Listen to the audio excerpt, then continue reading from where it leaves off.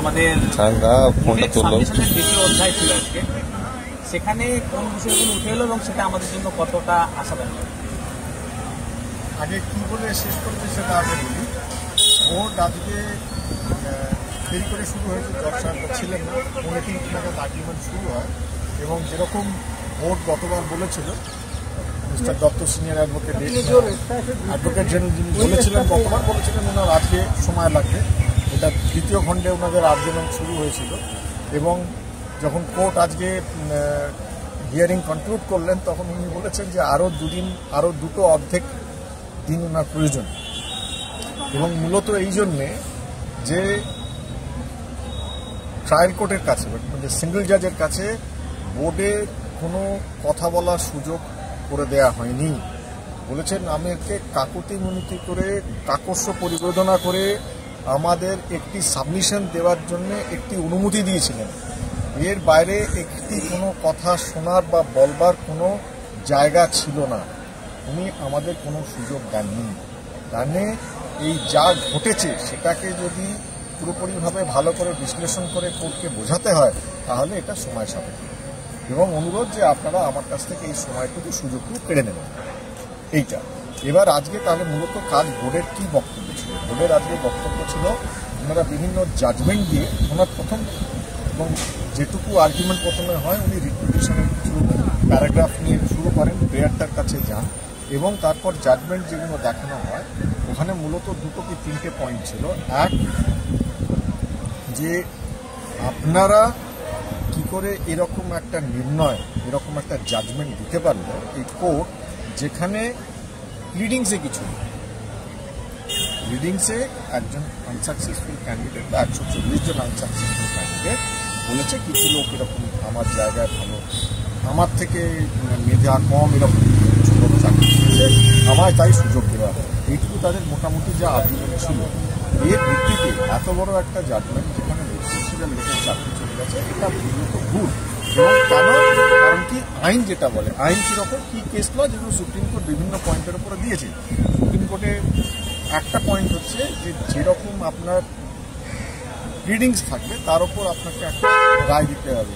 যেখানে প্লিডিংস নেই সেখানে নিজের চিন্তাভাবনা করে একটি রায় আপনি দিতে পারেন।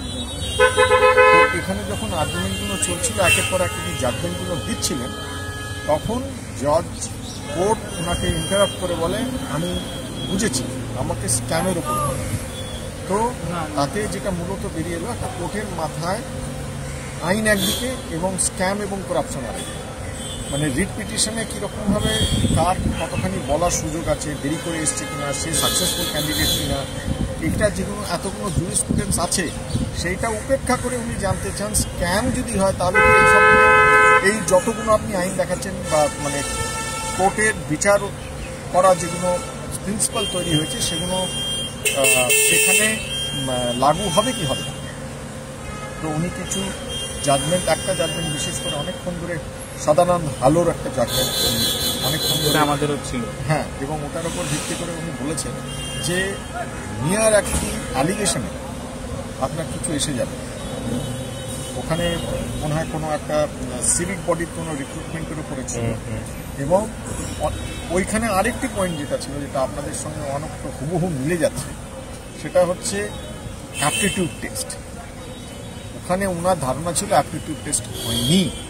এবার তাই নিয়ে এইখানেও যেখানে এক্সামিনেশনটা হয়েছিল কোনো পুলিশ রিক্রুটমেন্টের কোনো স্টেটে, তো ওইখানে অনেক হাজার হাজার ক্যান্ডিডেট ছিল যাদের কিছু সংখ্যক লোকজন মানে প্যানেল ইন্টারভিউ নিয়েছিল এবং তার নথি ছিল। তো ওইখানে আপনি বলতে পারেন না এই কয়েকটা সময়ের মধ্যে এতগুলো লোককে কী করে জিজ্ঞাসাবাদ করেছে এবং তার মার্কিংটা কী করে সে করেছে।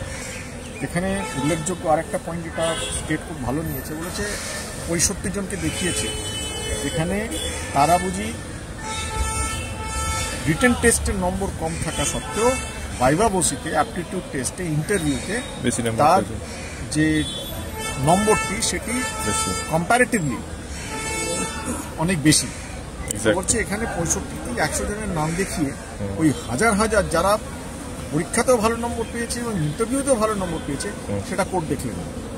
এক, দ্বিতীয়ত হচ্ছেন মানে উনি এভিডেন্সটি উপেক্ষা করলেন। দ্বিতীয়ত হচ্ছে যে উনি নিজে 165 ধারার ওপর ভিত্তি করে নিজেই ইন্টারভিউয়ারদের ইন্টারভিউ নেওয়া শুরু করলেন। এভিডেন্স অ্যাক্টের ইয়েতে উনি ফিলিংস নেই, কিন্তু উনি এটা ধরে নিলেন না। এবং তারপরে উনি নিজের ওপিনিয়নের উপর দিয়েছেন। এখন উনি যদি নিজের ওপিনিয়নের উপর দেন, তো বোর্ড এরকম বললো আমায় ক্ষমা করবেন, ভুল মার্জনা করবেন, এই ওনার ভাবগতি এই ছিল যে এরকম যদি ওনার স্টেটমেন্ট হয় তাহলে he should have also become the witness.